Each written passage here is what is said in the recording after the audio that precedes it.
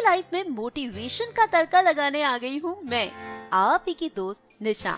Subscribe कीजिए मेरा channel और हिट कीजिए बेल आइकन। सुनिए दिल छू जाने वाली मजेदार कहानियाँ।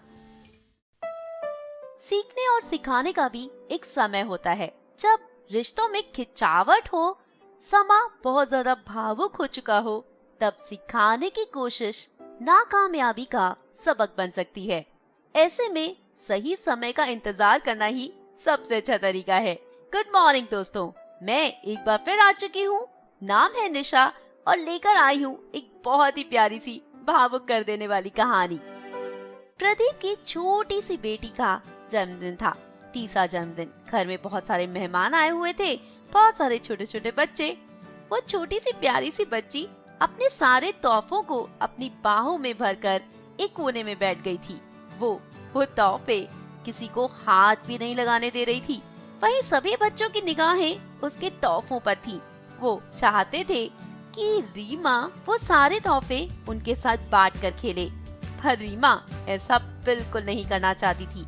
ऐसे में उन बच्चों के माँ बाप की निगाहें भी प्रदीप की तरफ थी कि उसने अपनी बेटी को क्या शेयरिंग, बांट कर खेलना सिखाया है।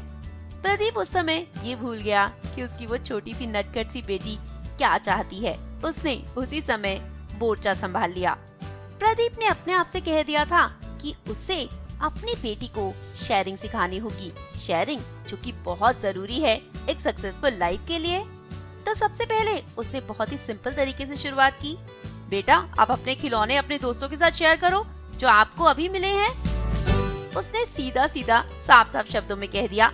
नहीं। अब प्रदीप ने सोचा कि चलो कुछ तर्क दे देता हूँ। उसने कहा, बेटा, अगर आप अपने खिलौने इन बच्चों के साथ शेयर करोगे तो जब आप इनके घर जाओगे तो ये आपको अपने खिलौनों से खिलाएंगे। नहीं खेलना, रीमा का सीधा सीधा जवाब था। अब प्रदीप को लगा उसकी बेइज्जती हो रही है क्योंकि सभी निगाहें उसकी की तरफ हैं। लोग सोचेंगे कि प्रदीप ने अपनी बेटी को कुछ नहीं सिखाया। उसने बहुत ही धीरे से कहा, अगर तुम बच्चों को अपने तोहफे दोगी तो मैं तुम्हारे लिए एक और स्पेशल तोहफा लाऊंगा। मुझे कोई तोहफा नहीं चाहिए। अब प्रदीप को गुस्सा आने लगा। उसने कहा, अगर तुम इन बच्चों को ये खिलौने नहीं दोगी तो फिर देख लो क्या होने वाला है तुम्हारे साथ। नहीं दूंगी, नहीं दूंगी, ये मेरे खिलौने हैं और मैं किसी को नहीं दूंगी।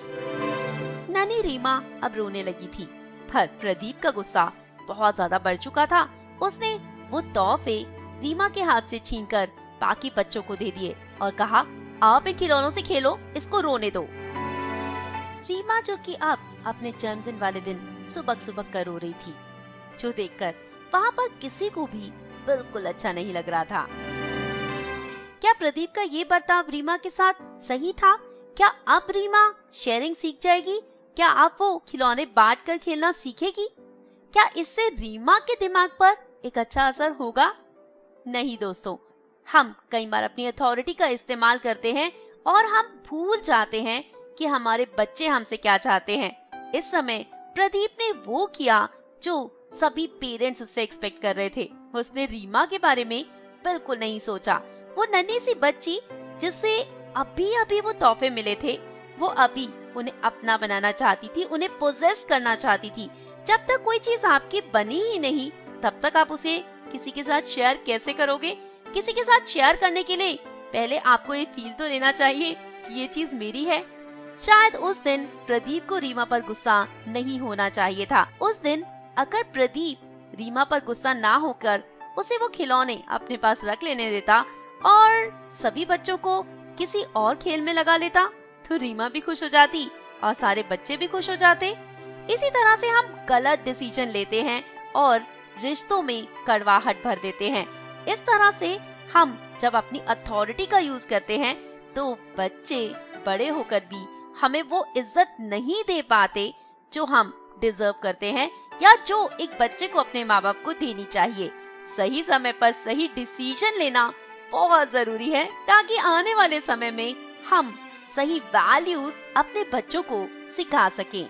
तो मैं आपकी दोस्त निशा आपसे कहती हूँ, अगर आप बड़े हैं, अगर आप ताकतवर हैं, तो अपनी ताकत का नाजायज इस्तेमाल बिल्कुल मत कीजिए। रिश्तों को मजबूत बनाने के लिए उनमें प्यार भरिए डर नहीं, हम डराकर किसी से कुछ भी करवा सकते हैं, पर वो लॉन्ग लास्टिंग बिल्कुल नहीं होता। इसी के साथ मुझे दीजिए इजाजत। उम्मीद करती हूँ कहानी आपको पसंद आई होगी। चैनल को सब्सक्राइब कीजिए, वीडियो को ज्यादा से ज्यादा लाइक कीजिए, शेयर कीजिए और कमेंट करके बताइए कि आपको ये कहानी कैसी लगी।